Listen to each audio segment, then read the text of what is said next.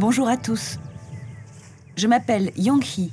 Je suis née en Corée du Sud et à l'âge de 7 ans, je suis arrivée en France où j'ai été adoptée. Je vais vous raconter mon histoire.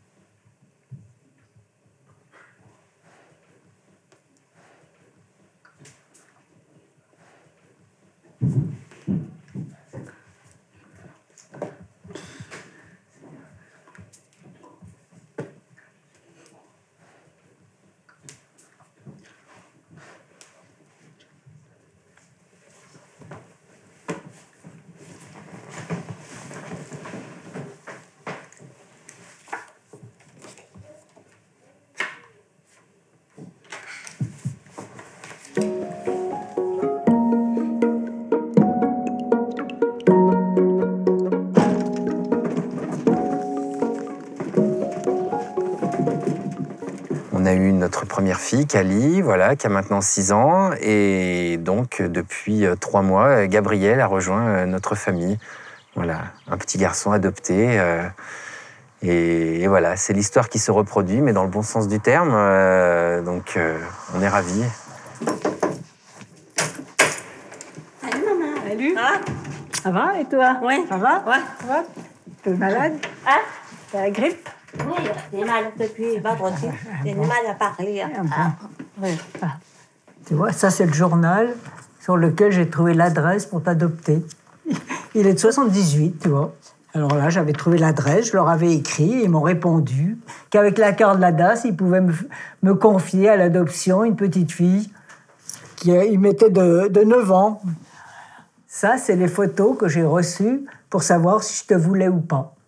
J'ai tout de suite téléphoné pour dire que j'étais d'accord et que je te prendrais. Quand je l'ai adopté, j'avais 45 ans. J'arrivais à un âge où je ne voulais pas me marier.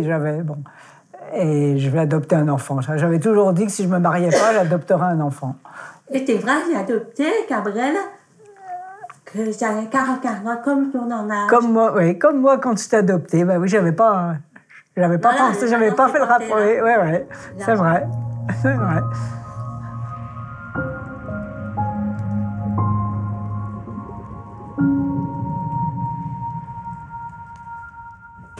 Je me rappelle de certaines choses quand j'avais entre 5 et 6 ans. Je me souviens très bien du lieu où j'habitais avec mes parents. C'était un village. Mes parents n'étaient pas vraiment des agriculteurs, en fait, c'était plutôt des paysans. Ils n'étaient jamais là. Ils ne s'occupaient pas de moi. Je me souviens que je m'occupais de mon petit frère, qui devait avoir 3, 4 ans.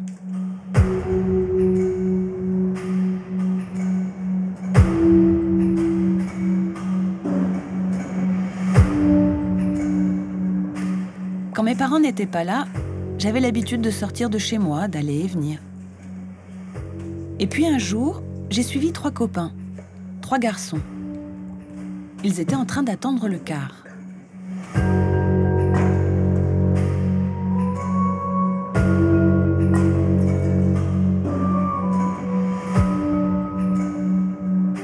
Et par curiosité, j'ai fait comme eux. Je suis montée avec eux dans le car, je les ai suivis. Je suis montée et le car a démarré. Je les voyais discuter tous les 3, je les observais. Je voyais des gens descendre. Et c'est là que tout a basculé. En fait, ça ne m'intéressait plus, je voulais rentrer à la maison, mais je me suis laissée piéger. Je suis restée dans le car. C'est comme ça que je me suis perdue.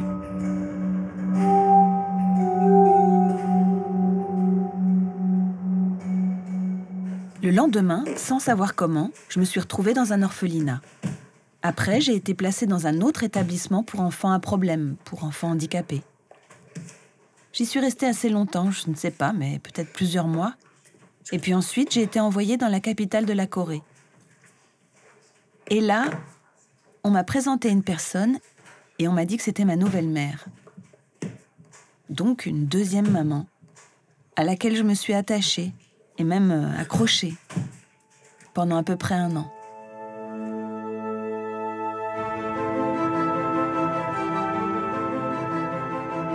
Et puis un jour, je ne sais pas trop quand, il y a eu un bus. On chargeait des valises, des gens montaient, je ne comprenais pas ce qui se passait. Je voyais les gens parler, mais je ne comprenais rien à ce qu'ils racontaient. Mais ce que j'ai compris, c'est qu'il fallait que Yong-hee monte dans le bus. Ma mère disait « C'est pas possible, cet enfant ne comprend rien. C'est pas grave, je vais monter avec elle. » Quand l'autobus est arrivé à l'aéroport, elle m'a attrapée et elle m'a poussée à l'extérieur. Et puis les portes se sont fermées, le bus est parti. Et là, j'ai hurlé, j'ai pleuré. Je me rappelle d'une angoisse terrible. Ma mère n'était plus là. Moi, je marchais en direction de l'avion et puis je suis montée sur la passerelle. Et là, je me suis dit, est-ce que je peux monter? Je pensais à ma mère. C'est pas possible, je peux monter dans l'avion, c'est ça que je dois faire? Et une fois que j'ai été dedans, ça a été fini. Les portes se sont refermées.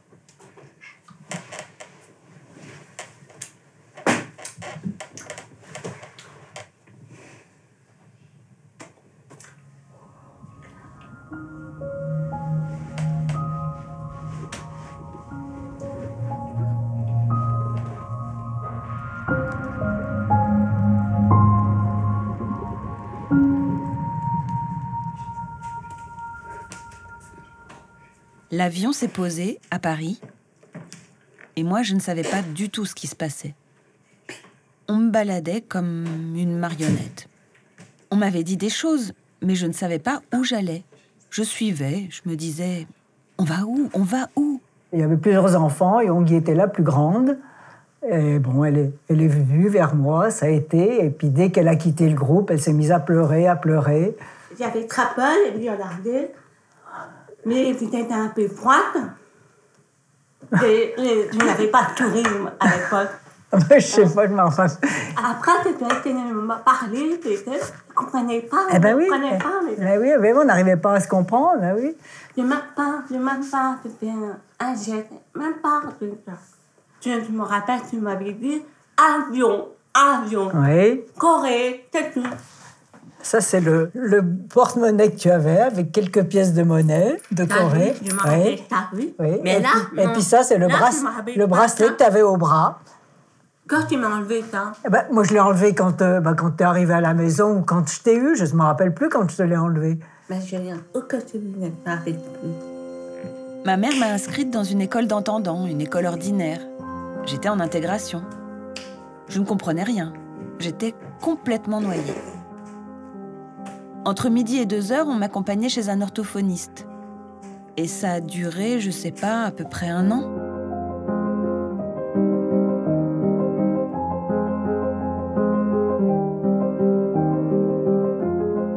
J'ai été émue quand elle m'a appelé maman pour la première fois. Ouais.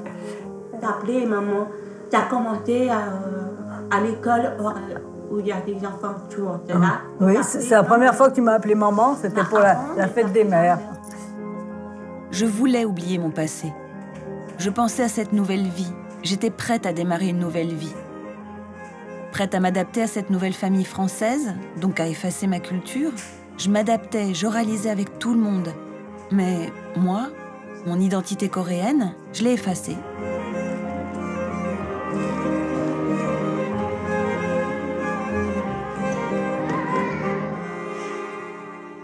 Tu vois, il faut que tu regardes Yonggi là-bas. Allez, vous faites comme moi. D'accord? Regardez bien.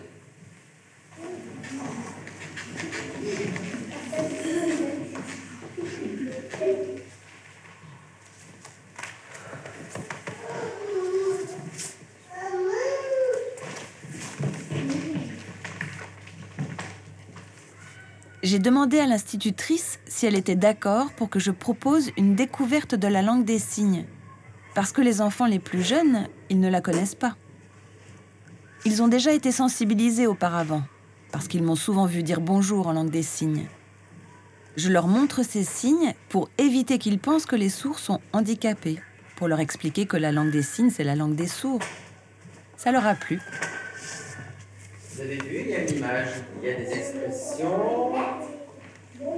Voilà. Comment tu ferais, toi, pour montrer que tu n'es pas contente?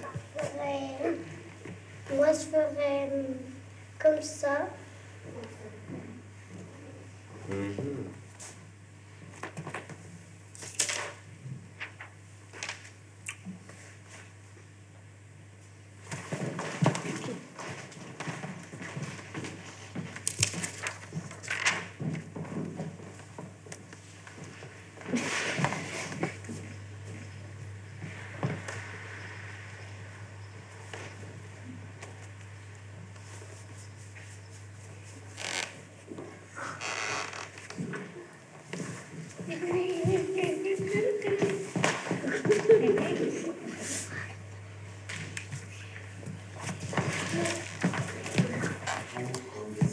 Regardez, on va se dire bravo. Comme nous, on n'entend pas les sourds, on dit bravo comme ça.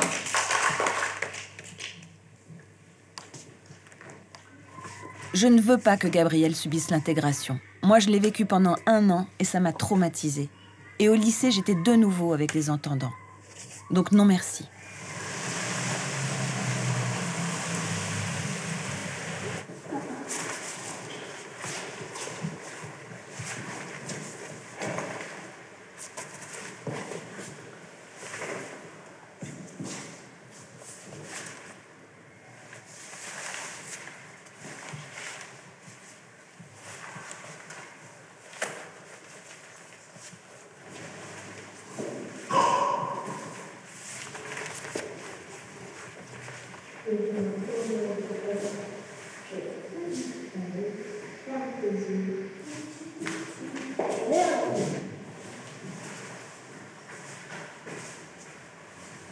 Et la langue des signes?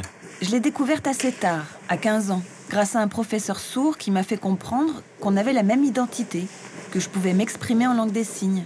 Avant, je pensais que j'étais sourde parce que j'étais petite et qu'en grandissant, j'allais devenir entendante. Je pensais qu'il n'y avait pas d'adultes sourds. Je ne connaissais pas de professeur sourd, pas d'éducateur sourd. Et c'est à 15 ans que j'ai découvert qu'il y avait une culture sourde et la langue des signes. J'ai découvert tout ça à ce moment-là. La langue des signes, ça a été important. Ça m'a aidé à apprendre du vocabulaire, à mieux comprendre. Ça m'a permis d'enrichir mon expression, alors qu'à l'oral, j'étais beaucoup plus limitée. Il fallait que je trouve ma phrase, que je réfléchisse. C'était pas ma logique.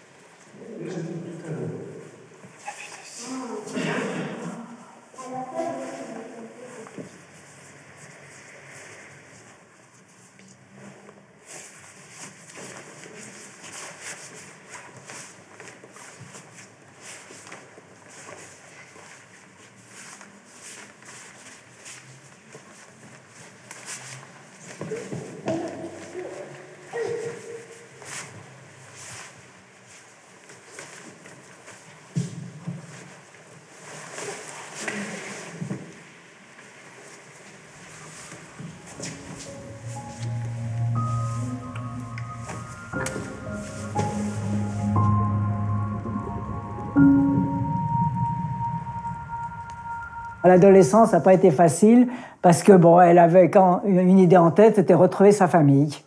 Je ne savais pas quelle était mon identité, où j'en étais, si j'étais une sourde signante ou oraliste. Non, pas si j'étais française, mais plus d'où je venais. Quel était mon vrai prénom, mon âge? Si j'étais plus jeune ou plus vieille, j'avais des difficultés scolaires, j'étais complètement perdue à ce moment-là. Mais ce dont j'étais certaine, c'était que mes parents étaient vivants là-bas. J'en étais sûre, mais je n'avais pas de preuves. Je reconnais que je n'ai pas tellement encouragée à retrouver tes parents. Elle s'est répétée, cette famille. Oui. Mes parents sont là vivants. Je ne comprenais pas. Pourquoi tu m'as adoptée? C'est une erreur. Mais non, tu m'as dit, tes parents, il n'y a pas de preuve, ton mort, t'as abandonné. Mais c'est de la vérité. Oui, elle disait toujours, mes parents m'ont pas abandonnée, je me suis perdue. Je n'ai rien dit à ma mère et avec mon copain, on est parti à Paris. Je lui ai envoyé un message en lui disant « Maman, je t'aime, mais tu ne peux pas comprendre. Je prends l'avion, je pars en Corée. »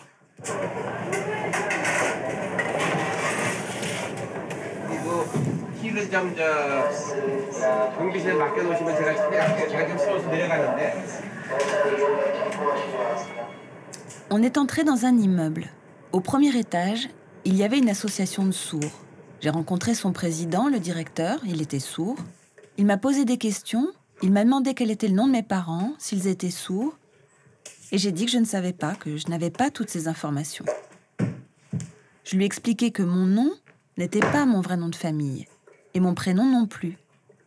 Que Yong-hee n'était pas mon prénom et que Lee n'était pas mon nom de famille. Qu'en fait, c'était des entendants qui m'avaient nommé comme ça.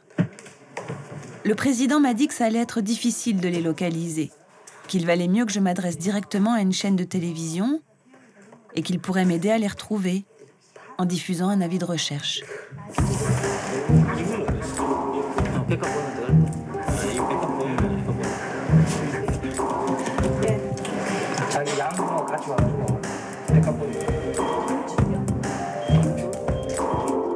J'ai été filmée et mon appel à témoins a été diffusé 3 fois.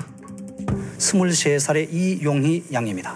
그런데 이용희 양의 이름은 과원에서 지어준 이름이기에 본명은 아닙니다. 프랑스에 살고 있는 올해 23살의 이용희 양은 8살 때인 지난 78년 대구에서 가까운 고향 마을에서 같은 또래 친구 3명과 함께 Je suis rentrée à l'hôtel et le lendemain matin, une femme a frappé à ma porte et m'a dit qu'il fallait que j'aille vite à la chaîne de télévision NBC. J'ai compris que ma mère y était. Mais pas du tout. Ma mère n'y était pas. Quand je suis arrivée, il n'y avait personne. On m'emmène. Et puis, je me retrouve dans un endroit.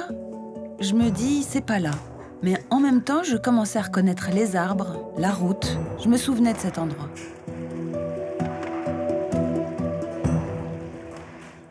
Une femme ouvre la portière, me regarde. Je la regarde. Et là, elle dit, je m'en souviens très bien, Oksu. Le prénom Oksu. Et elle m'attrape par la main. Elle est très émue. Je demande, c'est qui? C'est votre mère. Si, c'est votre mère. 대구문화방송 뉴스에 방송된 부모를 찾는 프랑스 입양 농아 처니의 소식을 Mon copain me dit, tu sais quoi? Tu as un frère sourd. Quoi? Un frère sourd? Tu es sûr? Il est où? Mon frère arrive, je lui dis, tu es sourd? Il me répond oui. Combien j'ai le prêteur? Combien de? Combien? Oui, combien?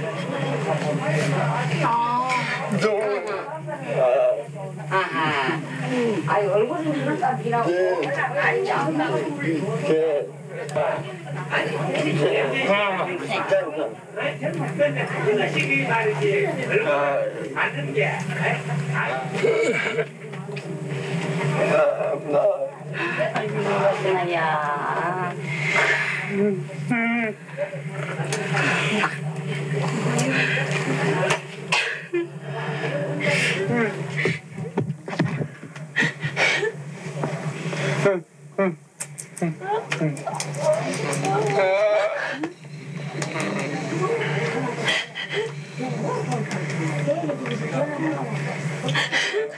Pourquoi pourquoi est-ce qu'elle n'avait pas cherché à me retrouver?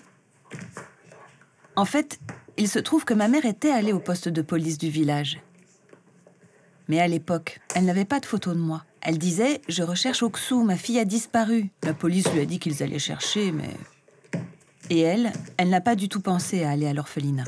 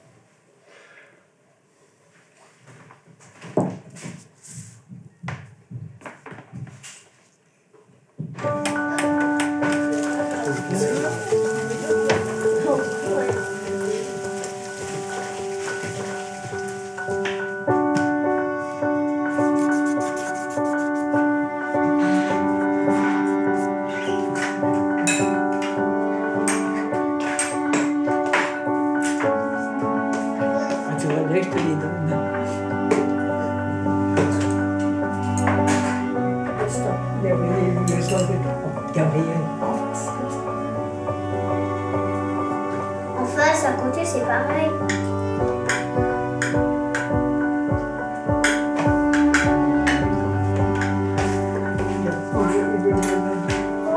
Voilà. Toi, tu es grande, hein? La prochaine fois, on fera l'inverse. Une fois à côté de toi et une fois à côté de Gabriel.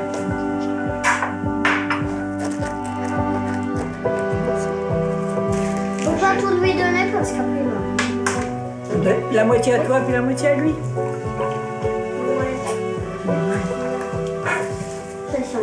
Bon, allez. Tu sais comment on fait pantoufle? On dessine? Non. C'est ça. Porte tout.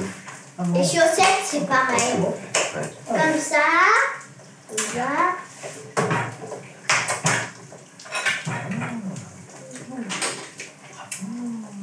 Bravo.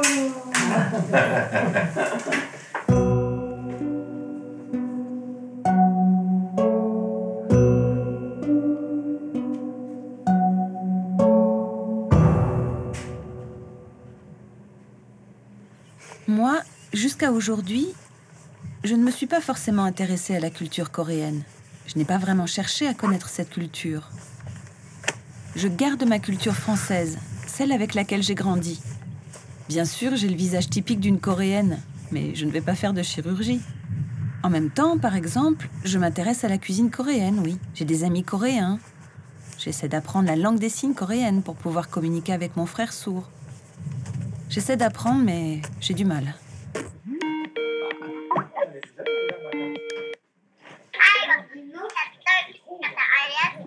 Hello, Misouk. OK? 잘 들려요? 네, 잘 들려요. 케리가 지금 6살. Kelly, quel âge est là? Kelly. 6 ans. Tu peux le montrer? 만으로 6살. 6. 6 ans. Pareil que 애야, 남주라? 남수이, 언니 남수 어디 있는지 물어보는데. 남수, elle est chez lui, à Cheongdo, une autre ville. Elle, elle habite à Gyeongsan. 남수! Tu vois? 맥주, plus près. 더 가까이 돼버려요. 아, 이제 괜찮아요. 좋아요. 자. C'est comment bonjour? 삼촌하고 얘기하고 있었거든. Bonjour, 안녕하세요. 아비아토.